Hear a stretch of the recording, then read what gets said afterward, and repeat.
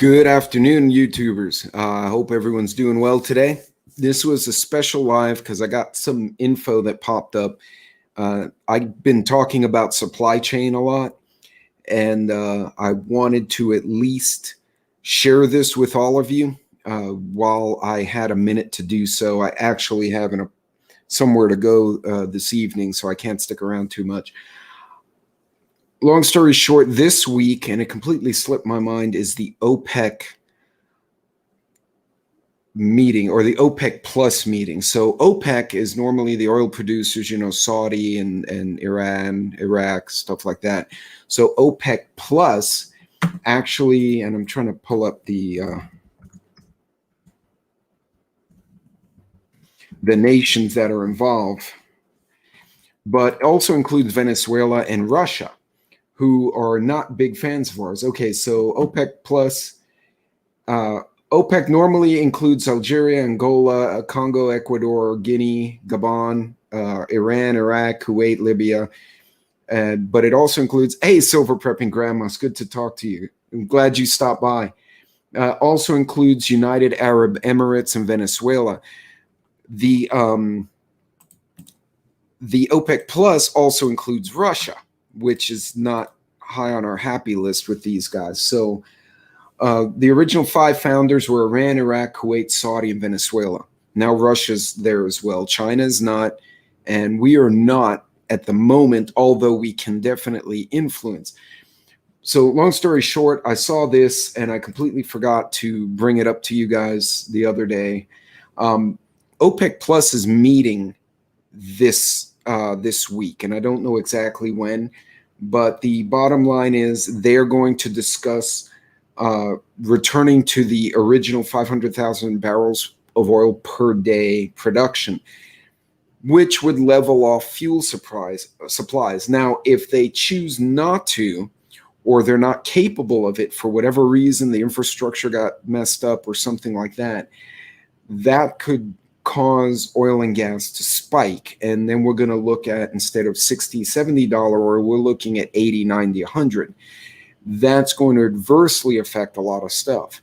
Now, it takes a little bit of time from the market shift for it to hit the gas stations and other things downstream, but it doesn't take very long. So we need to pay attention to this, watch it. There's really nothing we can do other than Reuters, for instance, Reuters reported that an internal OPEC report points out that the market could fall back into an oil glut if the group produces more. So they're going to try and balance production and keeping economies going with making money on their end without A, getting too much oil and crashing the price of oil, or B, underproducing and making it spike. And even though they'll make money, it screws everyone else up. Now, this could be because this includes Russia and Venezuela and Iran. There could be efforts to try and leverage it to kind of hurt the U.S. economy a bit. So, again, nothing we can do about it personally. What you can do is adjust purchasing. If you have a more efficient car, like you have a pickup truck and an old Toyota, use the Toyota for a while, try and adjust your personal, again, the personal supply chain. If you can kind of reel that in as best as you can. I mean, unless you have storage for oil and gas, you're kind of hosed. And they point out, for instance, the U.S. and Iran. No, not yet. Heroic. I wound up on the phone with a client until 1 a.m, and I got up and I was an absolute zombie. So, but no, that is on my list to do. But the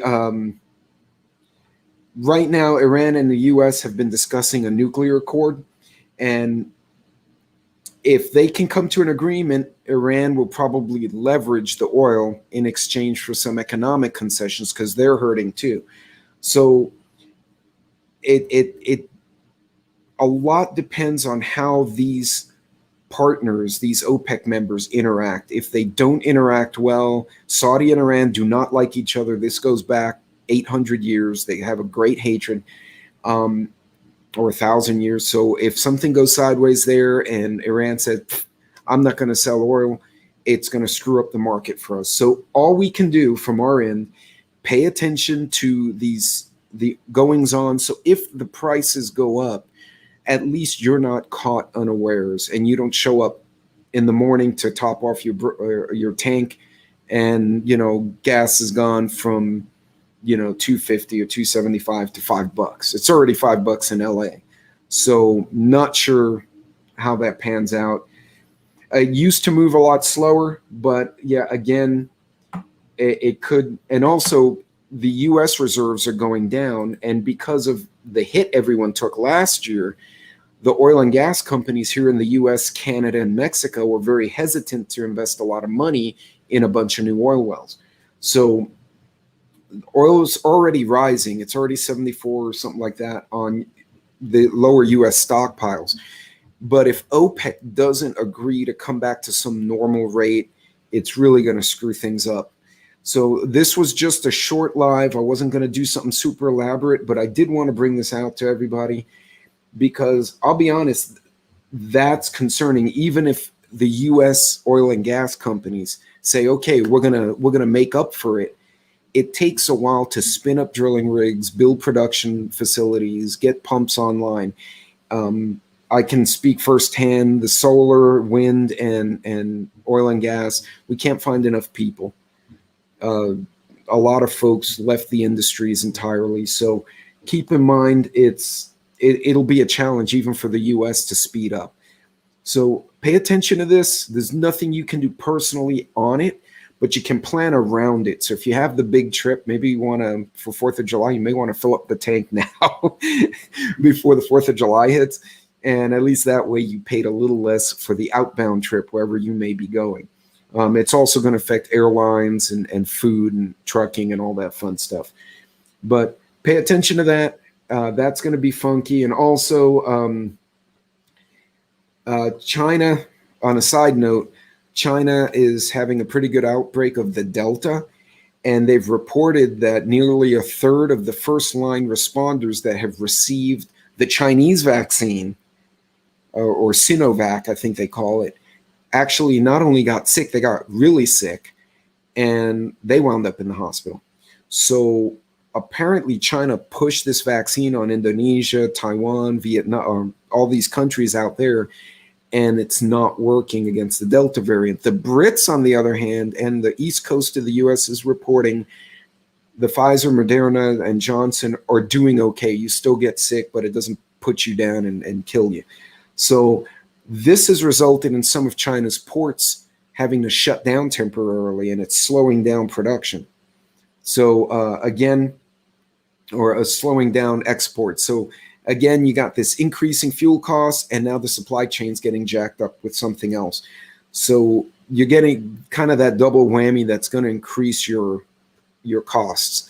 So look for alternative products, start shopping around. I'm sorry, I got neighbors, landscapers. The dude just tripped and fell in the other yard, and I saw a guy go down. It kind of freaked me out. There's teenagers helping the old man, and one of them wiped out. In any case, right, China's getting hit with it. Well, the good news is the U.S. isn't. Apparently, our vaccines are actually helping for those who took it. And I guess China gave a bunch of vaccines and let people loose, and they didn't really test the vaccines. So now people are getting sick. We'll see how that works.